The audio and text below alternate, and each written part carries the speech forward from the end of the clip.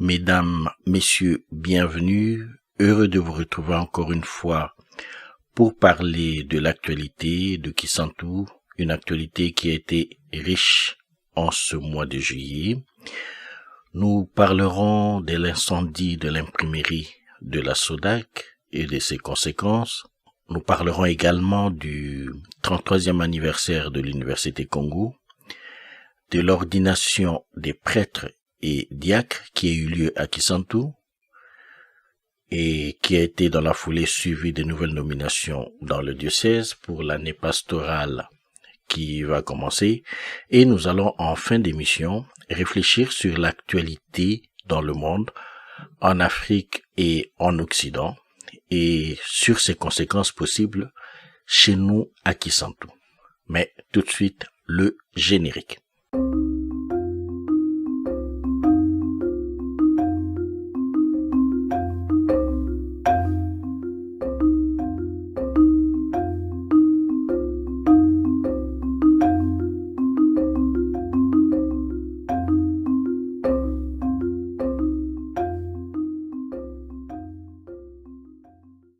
Encore une fois, bienvenue à tous. C'est avec plaisir que je vous retrouve pour ce numéro du décryptage du journal de Kisantu. Je vous demande dans la mesure du possible de partager, de liker, de parler de ce programme autour de vous. Cela ne vous coûte pas grand-chose, mais cela nous rend un service énorme en termes de référencement. Avant d'aborder les différents sujets annoncés dans les titres, je voudrais m'acquitter de deux devoirs, l'un plutôt agréable et l'autre triste. On va donc commencer par le plus triste. Je voudrais rendre hommage au professeur Kalambay qui nous a quittés le 4 août 2023. Au départ, je connaissais le professeur Kalambay de nom, parce que il était l'un des mentors de mon frère, Maître Mpembi, qui est avocat au barreau de Matadi. Ce que je ne savais pas, c'est que le professeur Kalambay me connaissait aussi de nom. Il me connaissait de nom parce qu'il avait lu mon livre, publié en 2012 aux éditions Aniboué de Paris et intitulé Kimpavita, la fille de Nekongo.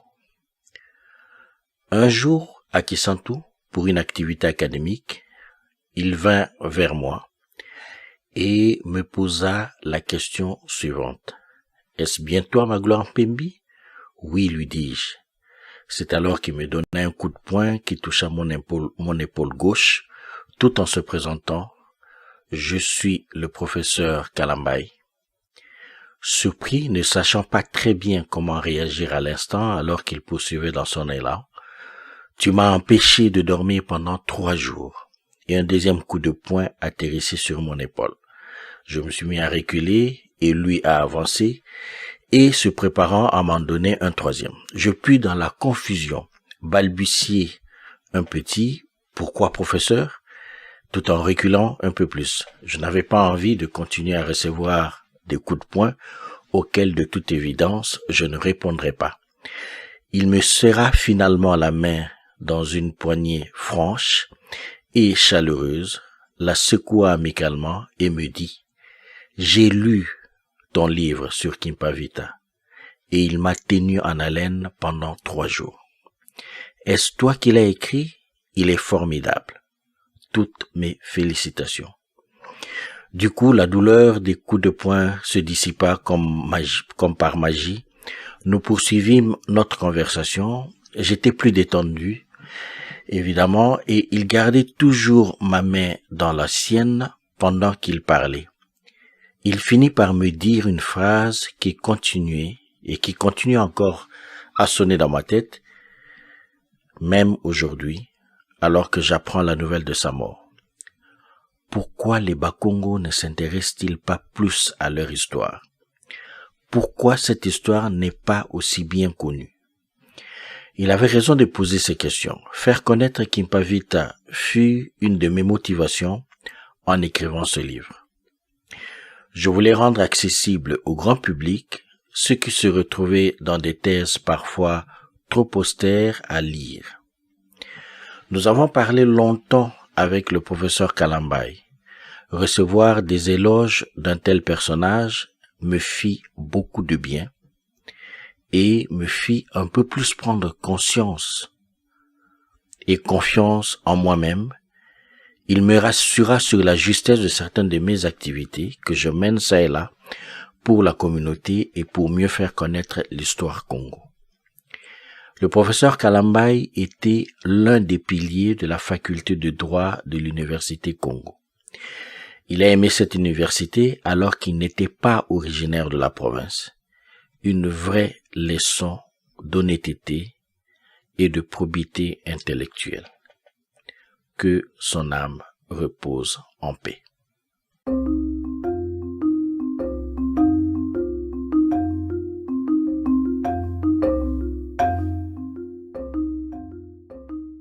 Je voulais également m'acquitter de notre devoir, celui de remercier certains parmi vous qui ont mis la main à la pâte pour aider le journal de Kisantu, qui, comme vous le savez, ne peut survivre et ne survit que grâce à votre soutien. Nous disons donc un grand merci à Charlie Makitou, Monsieur Charlie Makitou de Québec au Canada, Monsieur Viking Kandi de France, Monsieur Jean-Paul Makengo de Toulouse, Monsieur Serge Mampouya qui vit à Londres. Grand merci à ces personnes pour leur gentillesse et pour leur générosité. On va entrer en présent dans le vif du sujet de ce numéro de décryptage du journal de Kisantu et notre premier thème, c'est l'incendie de la SODAC qui est survenu le 11 juillet 2023. Après ce qu'on peut appeler un moment de sidération, la communauté, sous la houlette de l'évêque du diocèse de Kisantu, Monseigneur Jean-Crispin Kimbeni Kikanda, s'est ressaisie et a réfléchi pour faire face à ce désastre. C'est ainsi que, 9 jours après l'incendie, les forces vives de Kisantu se sont retrouvées dans un atelier intense et très constructif, suivi en présentiel et en virtuel. La diversité des profils des participants a montré dans une certaine mesure à quel point les Kisantois se sont appropriés cette entreprise qu'ils considèrent comme leur patrimoine commun. Monseigneur Kimbeni a déclaré ce qui suit. Si d'aucuns pensent que je suis découragé par l'effondrement de l'imprimerie, c'est mal me connaître. Nous n'allons pas laisser mourir cette œuvre. J'espère que nous partageons tous ce point de vue, car la valeur symbolique de l'imprimerie SODAC est immense et qu'elle ne peut pas être jetée dans les oubliettes, et il fallait à tout prix continuer cette œuvre qui n'est pas morte mais qui est en sommeil. Et c'est dans ce sens que j'ai dit qu'il ne faut pas seulement attendre l'aide qui nous viendra des autres, mais nous devons prendre en charge, et si aide il y a, elle sera en appui aux efforts que nous aurons engagés. Je vous remercie et je compte sur vous. Il faut reconstruire la SODAC. Au moins 90 familles sont directement ou indirectement touchées par ce drame. Dans cette optique, il est demandé à tous et à chacun de bien vouloir mettre la main à la pâte, et pour ce faire, on peut contacter le diocèse au numéro suivant qui s'affiche à l'écran, 827 205 311, 850 330 586, ou par courriel à ckimbeni@yahoo.fr. La générosité de tous aidera à ce que la SODAC, tel un phénix, puisse se relever de ses cendres. Le deuxième sujet de ce numéro de décryptage, c'est le 33e anniversaire de l'Université Congo. Les 33 ans de l'Université Congo ont été commémorés le 22 juillet 2023 à Mbanza Luvaka, à Mbanza Ngungu. La particularité cette année, en plus de l'habituelle collation des grades académiques classiques, a été la remise des diplômes d'honneur à certaines personnalités qui, par leurs actions, leur travail, ont permis à l'UQA de rayonner. Les mérites des employés, des donateurs et des anciens étudiants aujourd'hui dans la vie active ont été ainsi plébiscités. Voici quelques noms parmi ceux qui ont été primés. Monsieur Pascal Kindwelo, Son Excellence Fabrice Pouela, actuel ministre des Droits humains, Monsieur Ronda, comptable à Kisantu, et des anciens de la faculté de médecine, on va citer le docteur Guy Bandou, gouverneur de la province du Congo central, Dr Jean-Paul Divenginzambi, médecin directeur de l'hôpital provincial de référence de Kinshasa, ex-Mamayemo, Dr Serge Mayaka Manitou, professeur de santé publique, et Dr Magloire Mpembi, votre serviteur, professeur de psychiatrie et de psychologie médicale. L'Université Congo est une œuvre dans laquelle se reconnaissent tous les fils et filles de la province du Congo central. C'est la diminution du quota d'accès à l'enseignement supérieur et universitaire aux ressortissants Bas-Congo, décrété sous le régime de Mobutu, qui a accéléré la concrétisation de cette idée évoquée fin des années 70 par le professeur Nsonsa et certains de ses camarades des arts à Paris. Aujourd'hui, l'Université Congo est confrontée au défi de la construction de ses propres bâtiments. À Louwaka, on a pu voir émerger de terre son premier bâtiment administratif. Aux environs de Kisantu, l'Université Congo a acquis le site de Loango où sera érigée la faculté de médecine. Une campagne de récolte de dons est actuellement en cours pour concrétiser ce projet. Je vous invite personnellement à y participer pour construire l'Université Congo, notre université.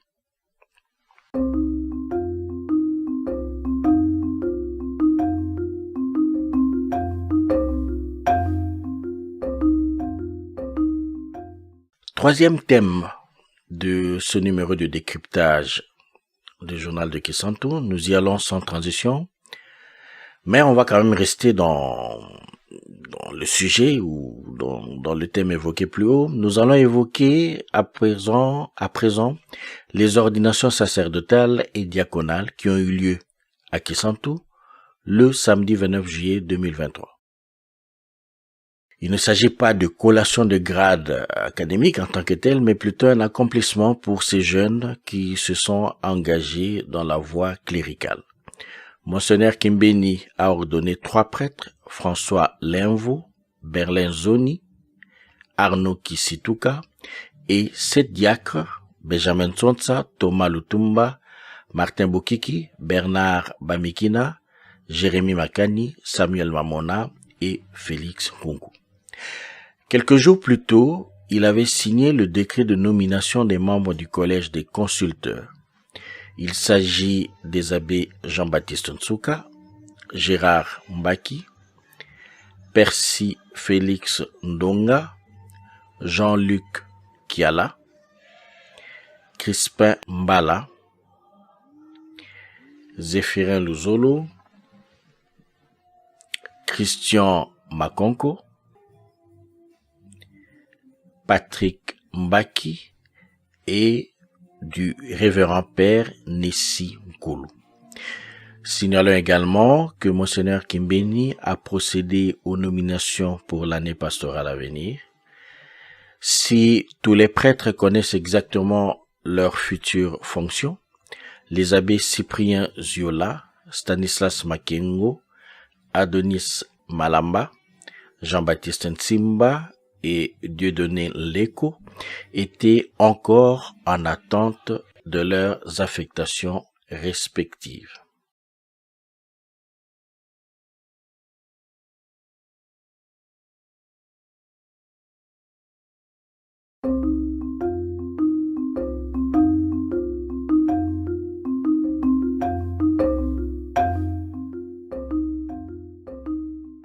Nous arrivons tant bien que mal à la fin de notre mission, à la fin de ce programme, et dans cette dernière partie, je voudrais prendre le temps de réfléchir un peu sur l'état actuel du monde et ses conséquences plausibles sur notre communauté à Kisantu. Un coup d'œil sur l'actualité dans le monde permet à minima de faire le constat suivant. La situation économique du monde occidental est loin d'être reluisante. La situation économique est difficile, surtout pour les classes moyennes. Beaucoup continuent à subir les conséquences de la crise de la COVID-19. Voici quelques chiffres pris au hasard qui permettent d'étayer ces propos. En 2022, l'inflation aux États-Unis a dépassé les 8%. Pour la France, on peut voir sur ce graphique des chiffres élevés pour 2023. On observe une tendance similaire pour la Belgique. En pratique, l'inflation se manifeste par une augmentation des prix à la consommation. En décembre 2022, sur le site de la radio-télévision belge francophone, on pouvait voir le titre suivant. Les prix flambent dans les supermarchés, presque 20% d'augmentation en un an. En Belgique, en France, au Canada ou aux États-Unis, le consommateur moyen le sent lorsqu'il fait ses courses au supermarché. L'accès aux denrées de première nécessité est devenu de plus en plus un casse-tête. Le prix du carburant à la pompe atteint actuellement des sommets. Le prix moyen aujourd'hui est d'environ 2 € en France. Le terme inflation est un mot savant qui veut dire en termes plus triviaux baisse du pouvoir d'achat. Nous traversons une période de baisse accélérée du pouvoir d'achat dans le monde occidental. On sait en regardant l'histoire du monde que de telles périodes sont caractérisées par l'émergence des extrêmes. Les extrêmes ont un mode de fonctionnement typique, la bouc émissarisation d'une partie de la société. Ainsi, que ce soit en France, au Canada, aux États-Unis ou ailleurs en Italie par exemple, le bouc émissaire facile qui serait la cause ultime de tout, y compris de l'inflation, c'est l'immigré, c'est l'étranger. Avec des mots plus ou moins aigres-doux, c'est le discours ambiant que l'on entend partout en Occident. Le français qui recule à Montréal, c'est la faute aux immigrants. Les chiffres de la criminalité aux USA, c'est la faute aux immigrants. Les policiers qui tuent des automobilistes, c'est la faute aux immigrants. En France, la figure de l'immigrant, tête de Turc, est aujourd'hui représentée par le maghrébin musulman. À en croire les chaînes d'information en continu, le problème de la France, c'est l'arabe, c'est le musulman. Et en ce moment, j'ai envie de paraphraser Frantz Fanon qui disait « Quand vous entendez dire du mal des Juifs, dressez l'oreille, on parle de vous. » À l'adresse des Noirs vivant en Europe et ailleurs dans la diaspora, je dis « Quand vous entendez dire du mal des Arabes, dressez l'oreille, on parle de vous. » Quel est le rapport finalement entre ce qui précède, ce qui vient d'être dit et Kisantu? Je vais y arriver. D'abord, un certain nombre d'entre nous bénéficient de temps en temps du soutien de ceux qui sont dans la diaspora. Il faut avoir à l'esprit que la situation est actuellement plutôt difficile. Il est donc possible que certains parmi nos frères et sœurs qui sont allés rouler leur bosse ailleurs ne soient pas temporairement en mesure de venir en aide à ceux qui sont restés au pays. Ensuite, il ne faut pas oublier l'histoire au risque de la voir se répéter devant nous. La bouc émissarisation de la société a déjà conduit par le passé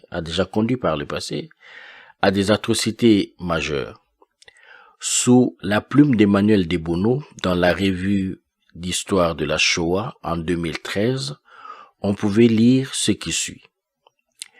La Grande Dépression, qui survient à la fin des années 1920, a des conséquences dramatiques.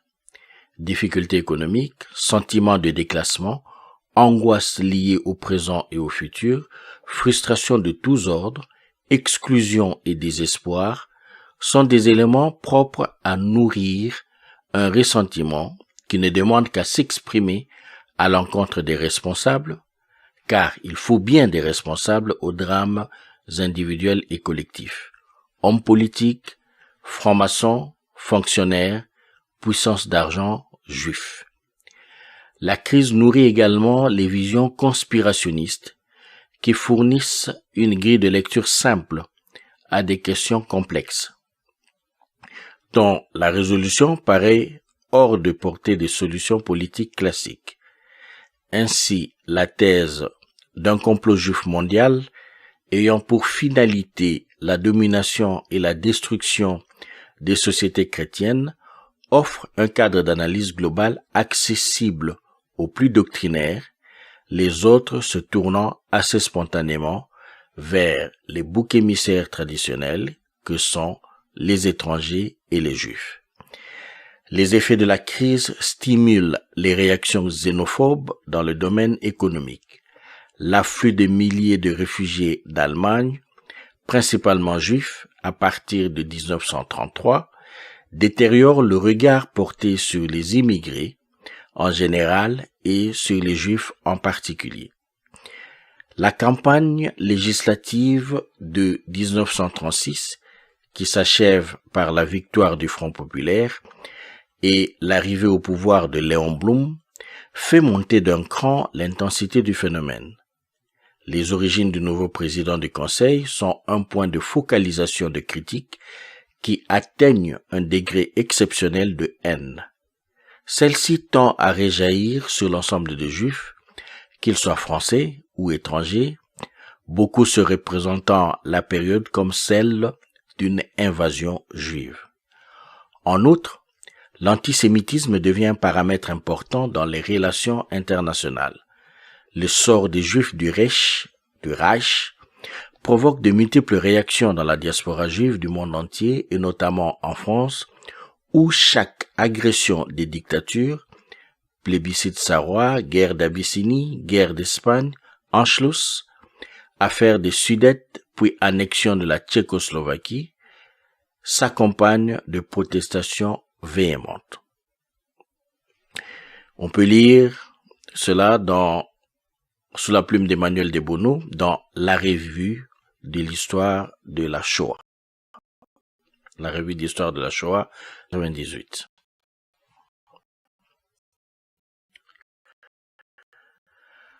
Pour beaucoup d'observateurs, l'histoire semble se répéter.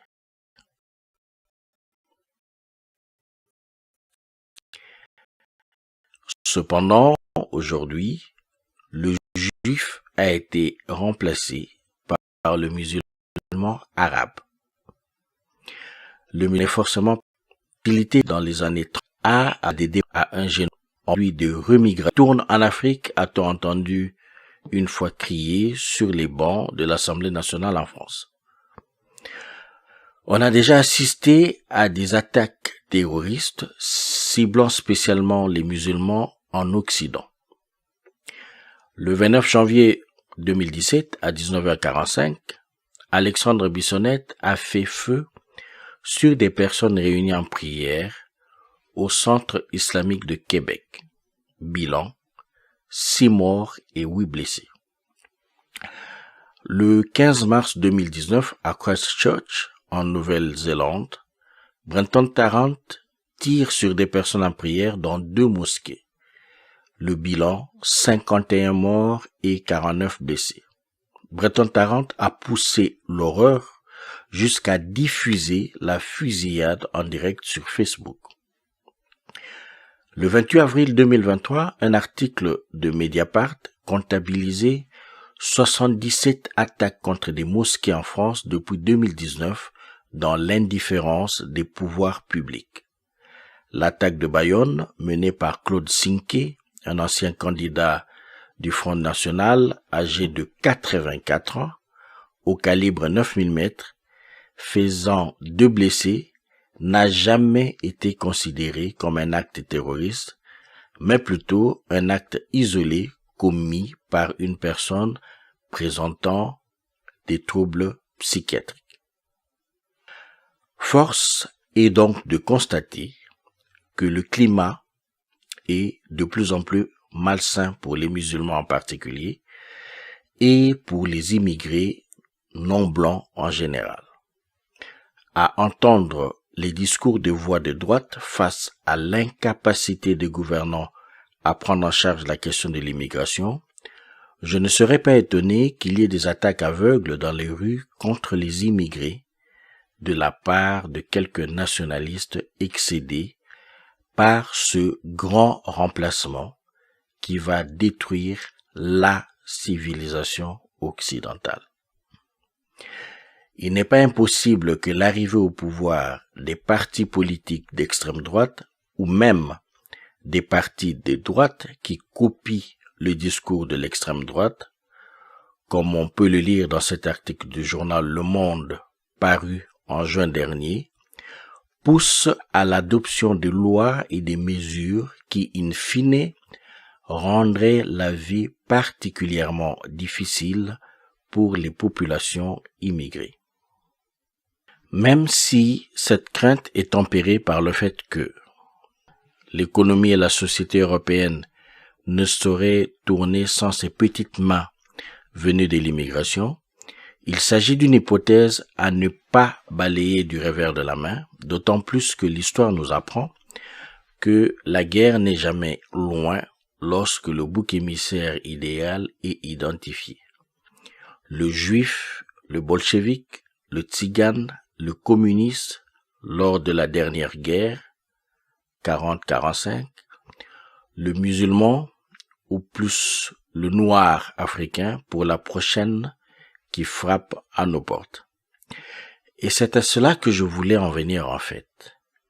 Si nos frères et sœurs de la diaspora étaient obligés de quitter leur pays d'accueil à cause d'un climat nauséabond qui aurait pris de l'ampleur ou des proportions insupportables, il leur faudrait un point de chute, une base arrière. Quel meilleur lieu d'accueil que la terre de leurs ancêtres. Certains ont pris de l'avance et ont eu à construire des maisons au pays. D'autres ont essayé, mais ont été déçus par des membres de famille et ont mis une croix à tout projet de retour éventuel au pays. Et enfin, un troisième groupe est constitué de ceux qui n'ont pas encore osé investir au pays.